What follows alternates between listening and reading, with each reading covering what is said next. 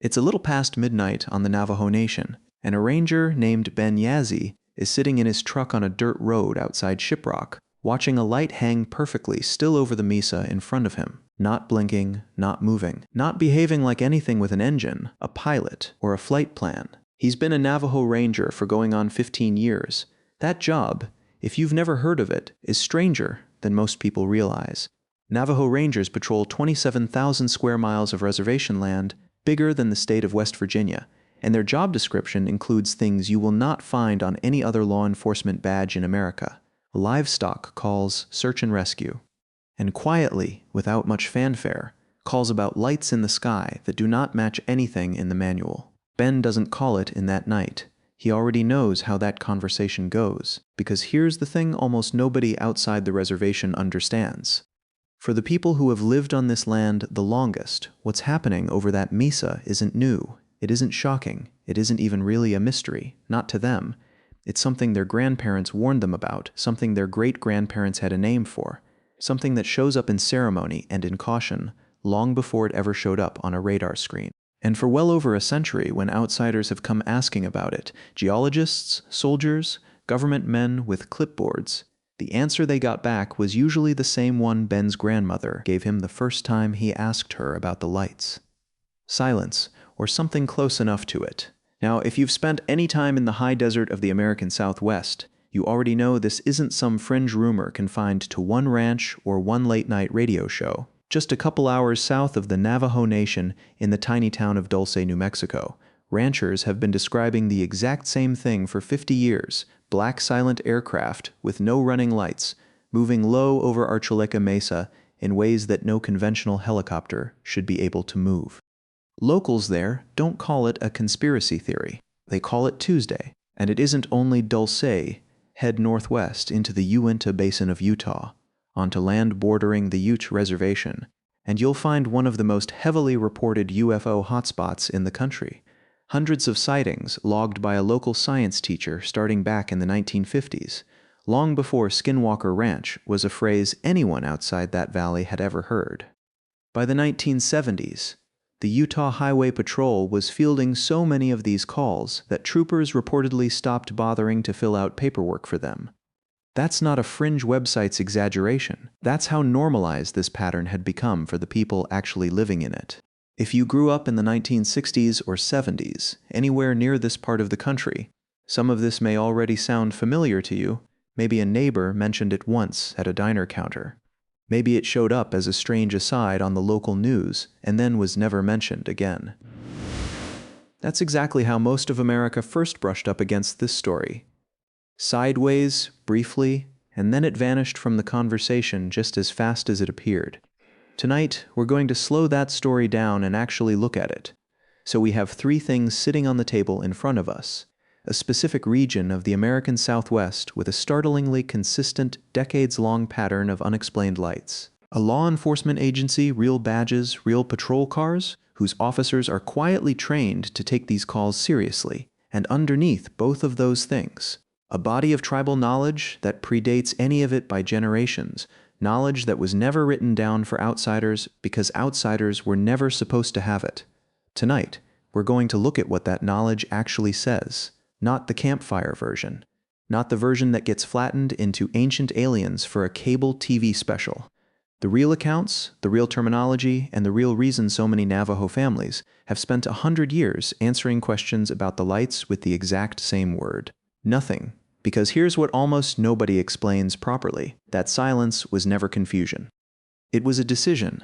And by the end of this video, you're going to understand exactly why that decision was made and what it was protecting. To understand why this subject gets treated so carefully, you have to understand something about Navajo or Diné, as the people call themselves cosmology that almost never makes it into the popular retellings. In Diné tradition, the sky was never empty, and it was never just decoration. Long before European settlers arrived with their own words for the night sky, Diné astronomers, and yes, that's the right word, astronomers had mapped the stars into an entire structural system tied to ceremony, to the calendar, to the correct way to live a life in balance. Star knowledge wasn't folklore sitting next to the real science.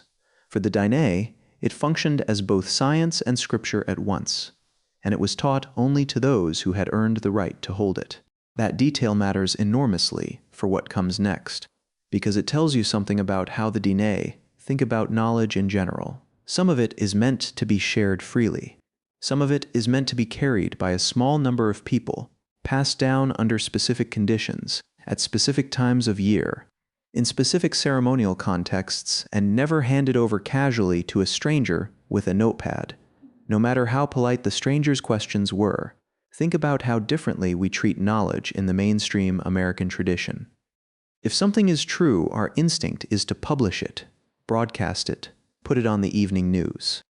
The idea that a piece of accurate, real information could be true and still be withheld on purpose indefinitely, by design, is almost foreign to how most of us over the age of 50 were raised to think about facts. But that's precisely the framework you're dealing with here, and it's the single biggest reason this subject has been so badly misunderstood by outsiders for a century straight, which brings us to the lights. Older Navajo oral tradition describes phenomena in the night sky using language that does not translate cleanly into English, and that's exactly the problem outside researchers have run into for 100 years. When a 19th century Indian agent or a 20th century folklorist showed up asking a direct question, "What is that light? Where does it come from? Who is inside it?" they weren't just asking for information. Without realizing it, they were asking someone to hand over a piece of restricted ceremonial knowledge to a person who had no standing to receive it. So the answer they got was silence, not because there was nothing to say, because there was too much to say to the wrong person. This is a pattern that shows up again and again in the ethnographic record of the American Southwest, and it's one of the most consistently misunderstood details in the entire hidden history conversation. When people talk about tribes refusing to explain a phenomenon, the assumption is almost always that the tribe simply didn't know. The far more accurate explanation, documented by anthropologists who spent years earning genuine trust in these communities, is that they knew perfectly well. They simply recognized, correctly, that the person asking wasn't supposed to be told.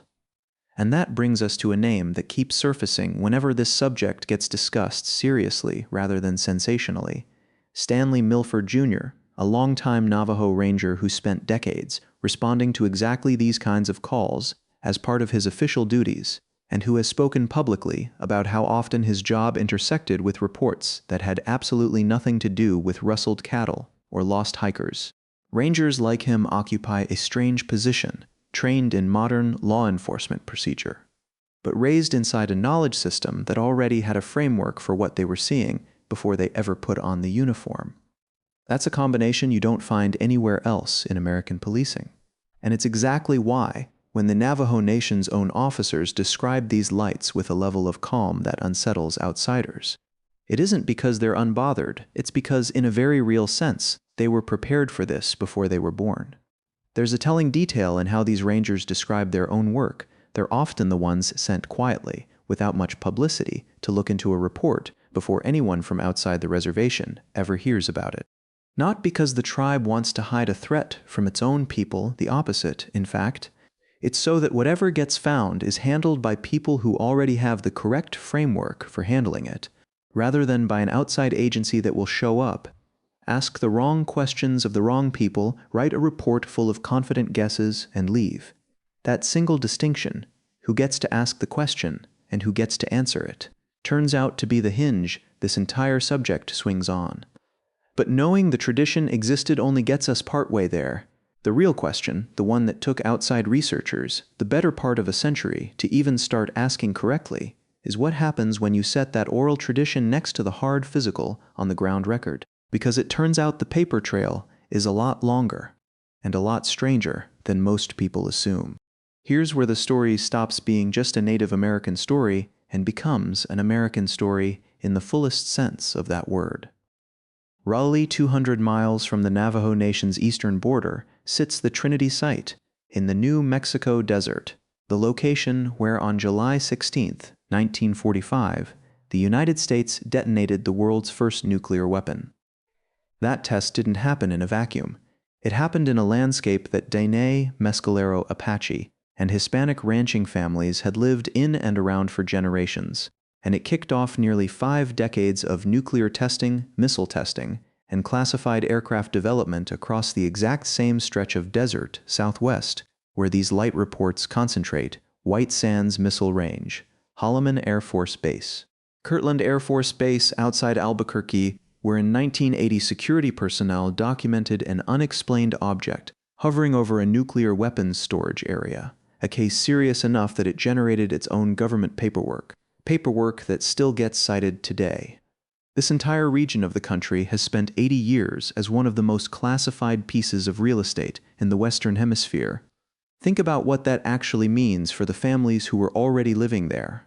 For decades, the U.S. government was flying experimental aircraft, testing missile guidance systems, and detonating ordnance across land that Diné, Apache, and Pueblo families had occupied for generations, and doing almost none of it with any public acknowledgement until long after the fact. If you were a rancher in that region in, say, 1962, and you saw something strange moving low and fast across the night sky, with no running lights and no sound, there was no possibility of getting a straight answer from anyone wearing a uniform.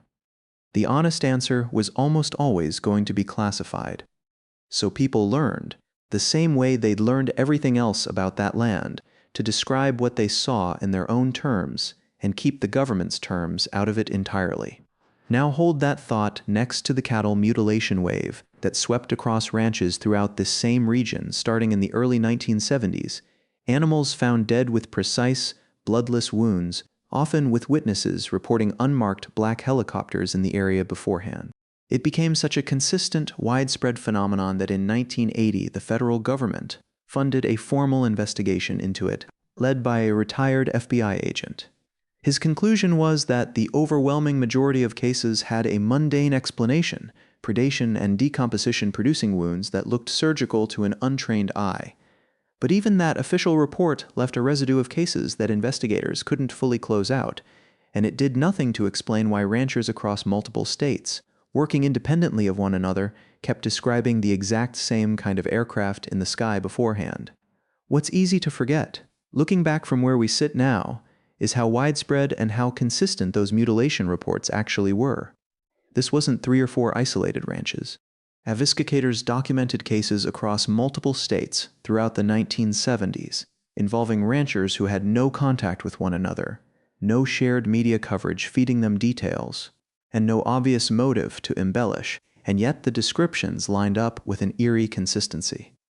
Precise incisions, missing soft tissue, and almost total absence of blood at the scene. And again, sightings of unmarked aircraft in the area in the hours beforehand. So you have 3 layers stacking on top of each other in the same patch of American desert. A tribal tradition, generations old, that treats the sky as inhabited by things requiring caution and respect. A wave of ranch-level phenomena, lights, unmarked aircraft, mutilated livestock that outside investigators have never fully closed the book on. And underneath both of those, the most classified military testing program in the history of the United States, running for decades in that exact same footprint, largely unacknowledged to the public until decades after the fact. Individually, any one of those 3 things could be dismissed as coincidence. Folklore is folklore. Ranch stories are ranch stories. Classified programs are classified programs, and classified doesn't mean supernatural. Sometimes it just means somebody didn't want to explain what an experimental aircraft was doing before its existence was declassified years later. But when you line all 3 up on the same timeline, in the same geography, something uncomfortable starts to emerge. This wasn't a region where nothing was happening and people invented stories out of boredom. This was one of the single, most active, most secretive, most heavily monitored airspaces in the entire country, and the people who had lived there the longest had a name for what was happening in that sky before the government ever built a single test facility on it. Which raises the question we've been circling this entire video: if the tribal accounts and the military secrecy were both describing the same sky at the same time in the same place, who actually explained it to whom first? Let's bring this all the way back to where we started, in Ben Yazzi's truck, watching a light hang motionless over a New Mexico mesa at midnight. Everything we've walked through tonight, the star knowledge kept inside ceremony, The ranchers of Dulce describing the same silent aircraft for 50 straight years, the Uintah Basin's decades of sightings, the missile ranges, and the classified test corridors laid directly across tribal land, the cattle mutilation wave that stumped a federal investigator. None of it happened in isolation. It happened in the same place, to the same families, across the same span of decades. And for 100 years, when outsiders asked Diné elders to explain what was happening in that sky, they got silence. And for 100 years, that silence got misread as ignorance, or superstition, or evasiveness, something to be talked around, joked about, or solved, by whichever outside expert showed up next with a theory to sell. What actually should be an ancient system of restricted knowledge is a defensible, coherent framework, a body of ceremonial star knowledge built over countless generations that draws a hard line around what gets shared and with whom, combined with direct, lived, generational experience of unusual aerial phenomena on their own land, phenomena that later turned out to overlap almost exactly with the most classified military airspace in the country. That's not evasiveness. That's discretion exercised for a very specific reason by people who had every reason not to trust the men doing the asking. And when you consider who those outside questioners actually were, Indian agents enforcing assimilation policy, military officers running classified tests, government surveyors mapping land the tribe had already been forced off of once, the silence stops looking mysterious at all. It starts looking like the single most rational response available to a community that had already learned, the hard way, exactly what happens to information once it leaves their hands. Here's what makes this different from a lot of the hidden history stories that get told about tribes in this country. This isn't a case where the truth got lost and we're piecing it back together from scraps. The truth was never lost. It was kept deliberately carefully on purpose by the people who actually understood it, while the rest of the country spent 80 years building missile ranges and testing grounds directly on top of the very land that tradition had been describing all along. It's worth sitting with that for a second because it reframes the entire question we started with. We didn't come into this video looking for proof of anything otherworldly. We came in looking for an explanation of why a specific group of people in a specific part of the country have spent a century responding to a specific question with the exact same closed-door silence. And what we found was a perfectly rational answer, sitting in plain sight the entire time, in the overlap between tribal knowledge and government secrecy. Two systems that never spoke to each other, both drawing a hard line around the same information, for entirely different reasons that happen to produce the exact same result. Ben Yazzie doesn't file a report that night. He watches the light for another few minutes, and then it's gone. The way it always is, no sound, no trail, nothing left behind to log. He drives home the same way his grandfather would have, watchful, unsurprised, and not particularly interested in explaining it to anyone who wasn't going to understand the answer anyway. Because that's the part of this story that took the rest of us 100 years to catch up to. The Diné were never confused about what was happening over that desert. They simply decided, generations ago, that some answers were not for us, and given everything the rest of us went on to build in that same sky, it's hard to argue they were wrong to keep it that way. If this is the kind of history you don't get anywhere else, make sure you're subscribed, because we go back into the desert again next week, and what turns up next time connects to almost everything you just watched.